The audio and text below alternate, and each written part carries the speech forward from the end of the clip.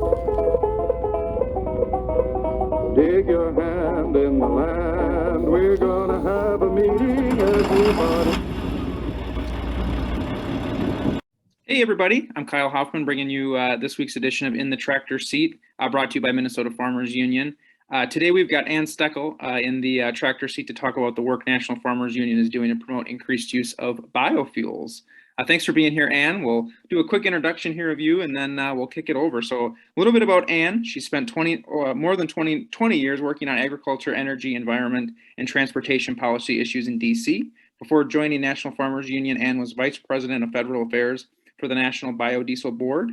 While at the National Biodiesel Board, she ran the Washington, D.C. office, spearheading outreach to the White House, the Congress, and managing all federal legislative, regulatory, and legal efforts. She also led a successful campaign to increase biodiesel levels in the Renewable Fuel Standard. And before joining the National Biodiesel Board, Anne served as Chief of Staff to U.S. Representative Mike Thompson of California, a member of the House Ways and Means Committee. That was an impressive resume. I got a little tongue-tied reading it, but welcome. Kyle. Thanks so much. It's wonderful to be here. I really appreciate it. Yeah, absolutely. So we'll kick it over to you. We want to hear more about what National Farmers Union is doing on biodiesel issues and anything else you're willing to share with us based on your experience. It'd be great. Absolutely. Sounds good. I will attempt to share my screen. Yes.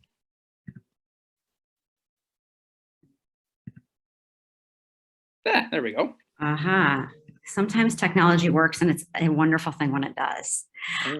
So again, thanks, Kyle and Janet. I really appreciate you all having me on today to be in the tractor seat to give you an update on biofuels issues. Again, I'm Anne Steckel, Senior Advisor at the National Farmers Union.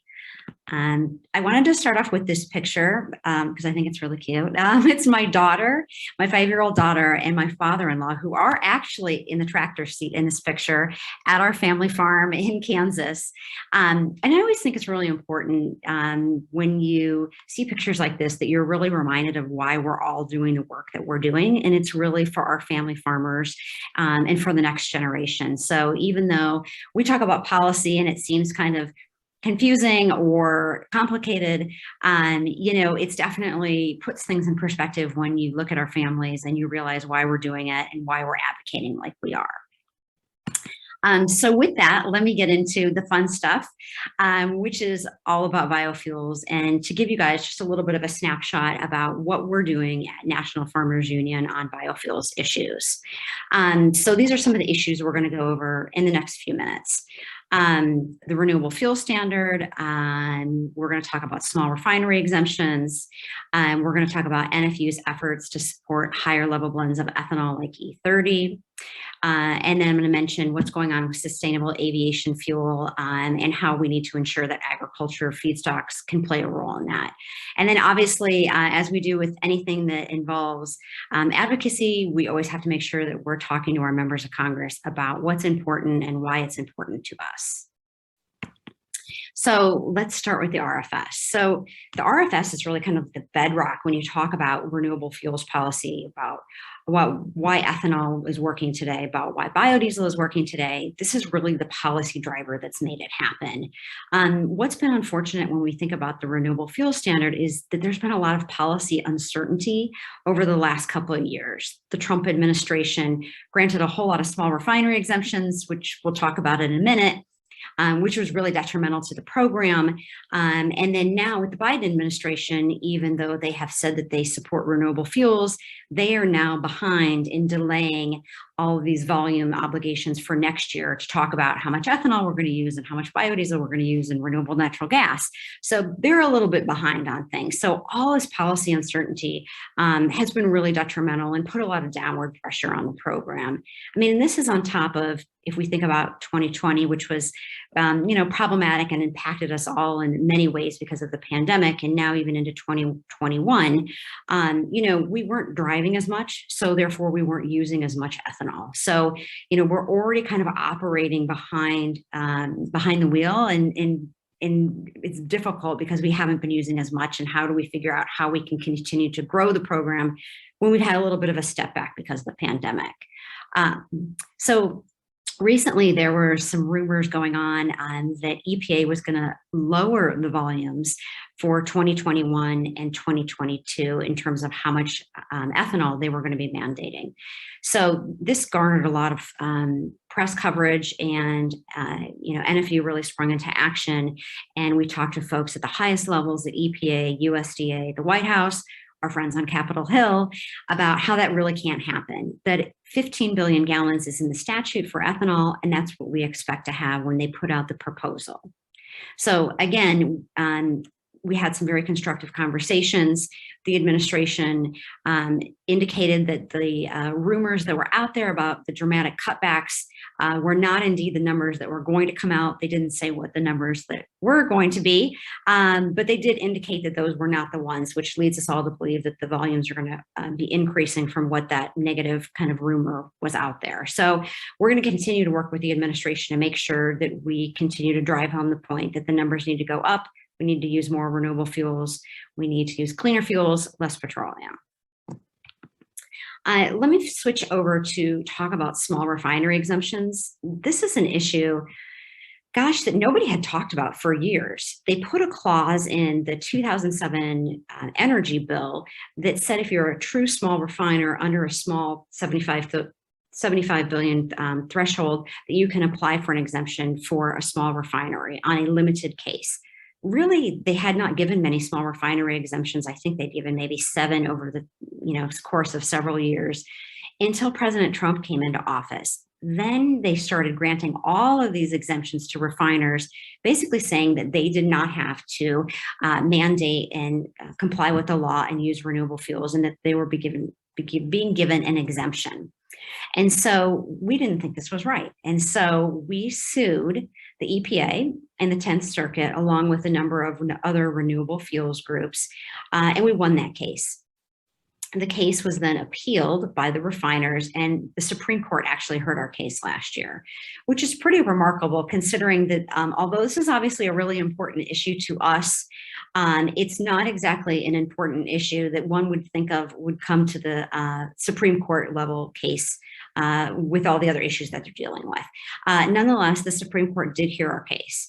Unfortunately, we didn't win the case, but we did get some good feedback from the case.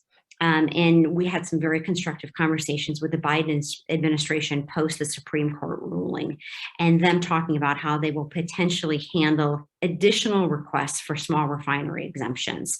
They have already done more transparency. The Biden administration's done more transparency on the EPA webpage, which has been great. So then you at least know who's applying for it, when they applied for it, and you can kind of figure that out.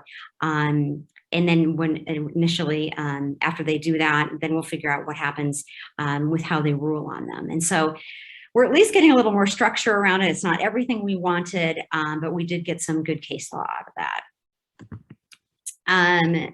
Wanted to move on to kind of bigger picture, what we're going to do next steps for higher level blends of ethanol.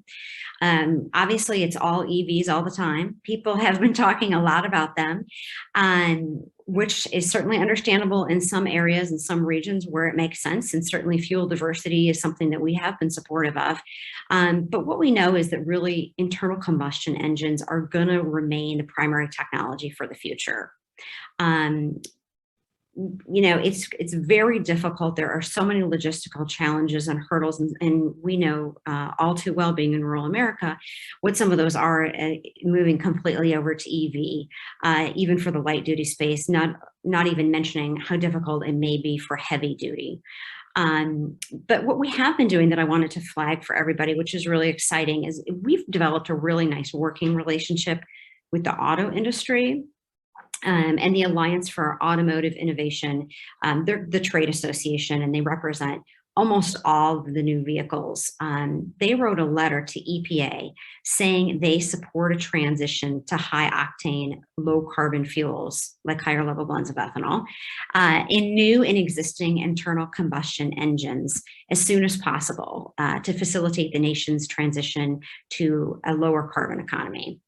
And this is really important because it really shows that there's a strong understanding and support for higher octane, low carbon fuels like higher level blends of ethanol, in for how we're going to diversify and clean up from an immediate carbon reduction perspective of what's going on in the transportation sector. We have a lot of lofty goals as a country to meet our carbon reduction obligations that we've talked about.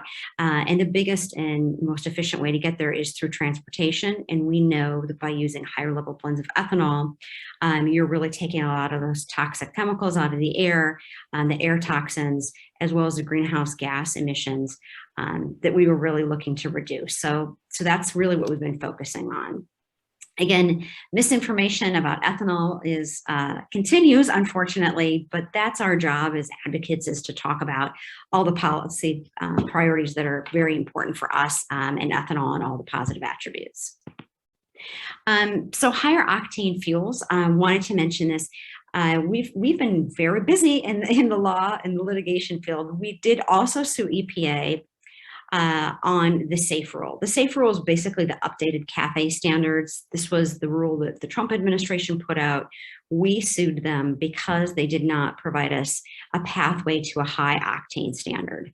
And we think it was a real missed opportunity. So we did proceed with litigation.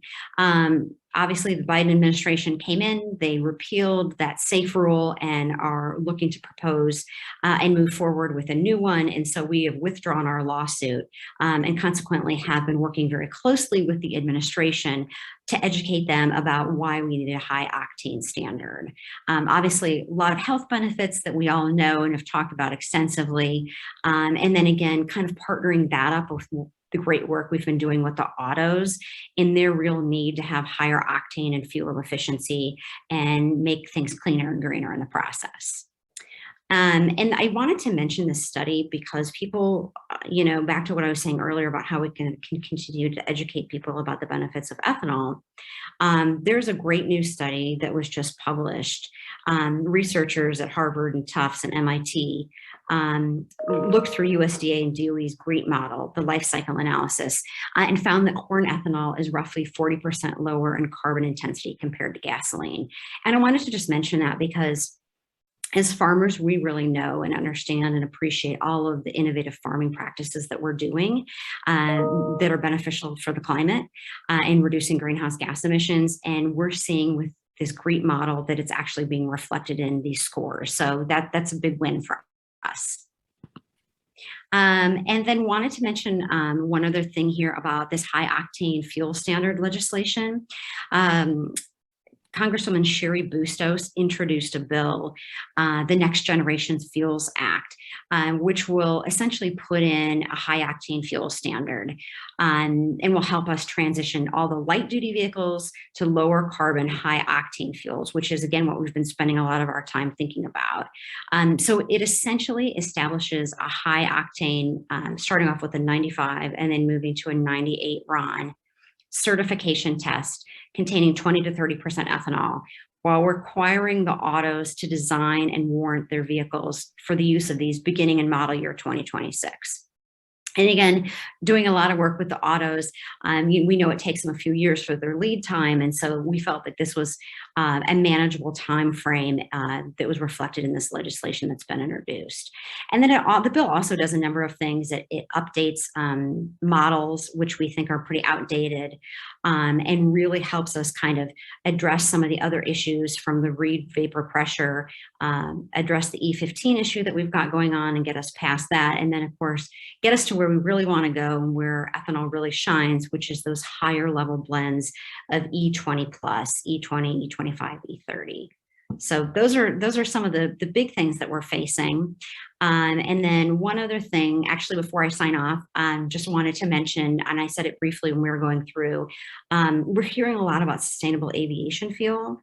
I just wanted to flag for you all that, as we think about how biofuels plays a role in that, it's really essential that all of this modeling that they're using to measure greenhouse gas reductions really reflect all the positive benefits that our agricultural feedstocks, be it, corn, soybeans, canola, or other agricultural feedstocks we would use to make renewable fuels really shows all the greenhouse gas benefits and emissions reductions. So we can be able to use those feedstocks to make sustainable aviation fuel. There's a lot of commitment. There's a lot of attention from this administration on sustainable aviation fuel. I was part of an event that the White House had, and we had 4 cabinet secretaries on there talking about it. And so I was really pleased that the Farmers Union was invited to that meeting, and that they really see agriculture as part of the solution for cleaning and greening all of our transportation, not only through on-road, but through sustainable aviation fuel. So I know I covered a lot of issues, but I wanted to flag everything for folks. I'm happy to take questions if you have any, and thank you again.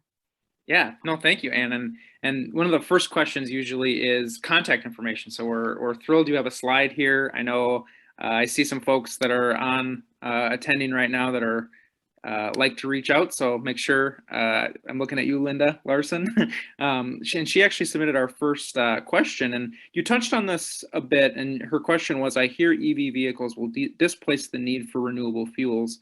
Please offer a counterpoint to say in response. And I guess my main question there, since you covered a lot of that, would be, how do folks like Linda and maybe more average folks maybe beat back against some of that misinformation? Are there resources they can maybe tap, or certain messaging?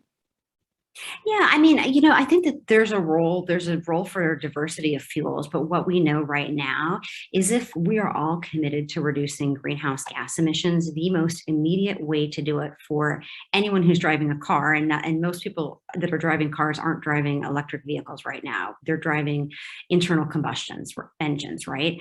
Yep. Is through using more renewable fuels, because we lower those greenhouse gas reductions. So if anybody wants to participate in cleaning and greening our environment, they can do it by putting more ethanol in at the pump. And it's just an immediate way to do that without buying a new car, without figuring out how you're going to charge that car, and all of the other issues that kind of come along with that. Is that, we're really kind of an immediate push. There may be a role for electric vehicles in some part of the country, and that's fine, but that doesn't mean that it will be all of the country, and it certainly doesn't mean that it's going to be for light duty and heavy duty as well. Right. A lot of stuff to be figured out there that won't be here in the near term, essentially. That's right. Yeah. I mean, it takes a long time for the fleets to turn over. People keep their cars for a long time. I mean, if you look at what's going on right now, it's difficult to buy a new car because of all the shortages of parts and chips and things like that. Yeah.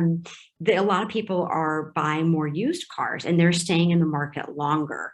And the economy has been very up and down. And so I think that it's very premature to assume that we will be wholeheartedly moving over to EVs. Sure. No, that's great. And then additional question here actually comes from our own Janet Cubitt. What is the normal time when the volume levels are released? She was thinking it was around Thanksgiving. Yeah, yes, very good. So they are in statute. The volume obligations for the renewable fuel standard are supposed to be finalized by November 30th. So if it was a normal year, we would have had the proposal come out in the spring. We would have had a hearing. We would have gone through the whole process of vetting the proposal, and then they would have finalized it by September 30th. We're, of course, behind the 8 ball. They haven't released it. We're running behind schedule. And timing is still to be determined. We had a really great conversation with the EPA administrator, who certainly knows from the Farmers Union perspective the importance of these volumes and growth in these volumes. And there was not a clear timetable as to when they were going to come out. They did say hopefully in a few weeks. And so we're still waiting. So we'll have to see how long that plays out. Oh, thanks. And then we do have a few questions coming in via text as well, that folks that have my phone number and are watching. Is there a plant making the sustainable air fuel? Was one of the questions. Yeah, there is a plant, Alt Air, in the Los Angeles area that is making sustainable aviation fuel. And they're making it from recycled cooking oil or used cooking oil, UCO, as it goes by. Mm-hmm. There is not a lot of domestic production of sustainable aviation fuel, which is interesting. If you kind of compare that to all of the big commitments that we see coming from the airlines like United and Delta and others are saying, we want to use sustainable aviation fuel, and you look around and there's not that many people producing it. So what I think we're going to see is, and we're starting to hear announcements about, are some of these bigger players, the obligated parties, talking about partnering with different organizations, with feedstock groups, with feedstock companies to produce sustainable aviation fuel here in the US, because they know that there are going to be incentives. There's a lot of talk about a potential tax credit for sustainable aviation fuels that may be included in this budget reconciliation bill, which would certainly propel the industry forward. Again, from our perspective, incredibly important that agriculture feedstocks are not excluded from that. This is a major area of growth and opportunity for us as farmers, and we need to be part of that conversation. It looks like I've got 2 questions here coming in various areas. So I'm trying to track them all here. So there's one question here that, is there any movement to build out more ethanol infrastructure? It's more of a broad question, but. Yeah, we had a little bit of a setback with the E15 lawsuit, and that was repealed. And so we had one step forward thinking we could do year-round sales of E15, and then the courts came back and said, you know what, we don't think that that's possible. Now that process is still being appealed. It may or may not go to the Supreme Court. But we've got to figure out how we get higher level blends of ethanol out there.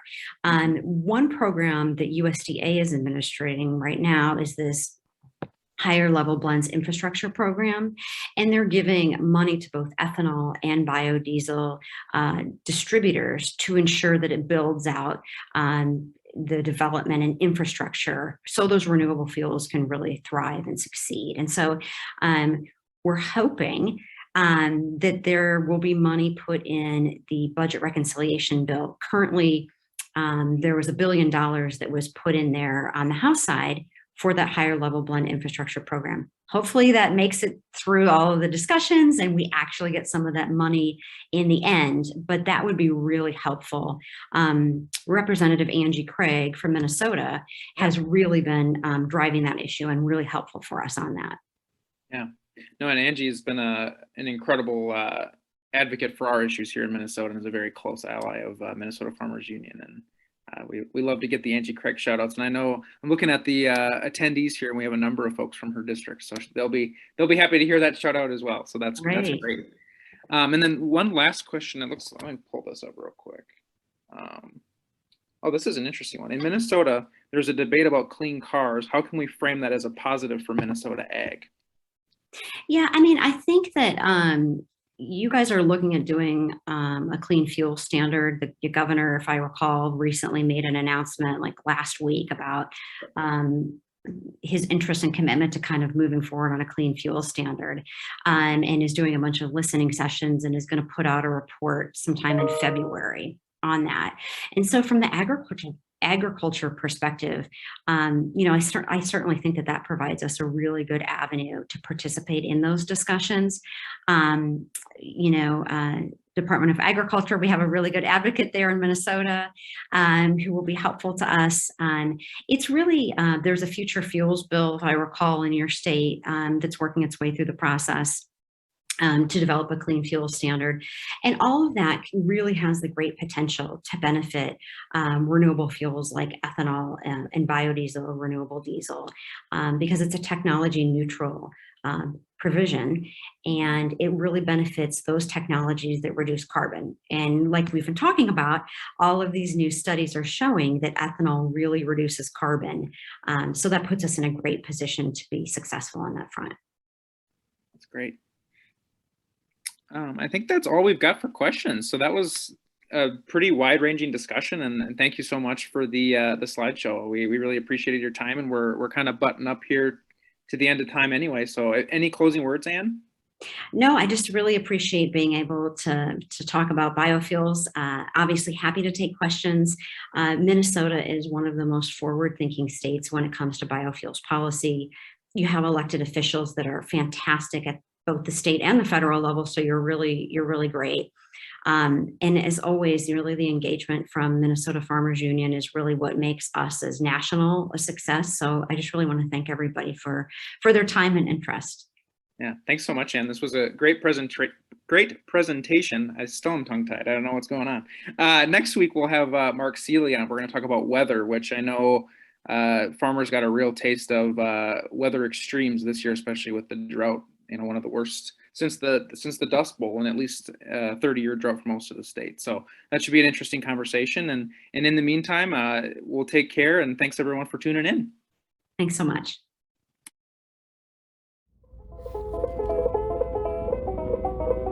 Dig your hand in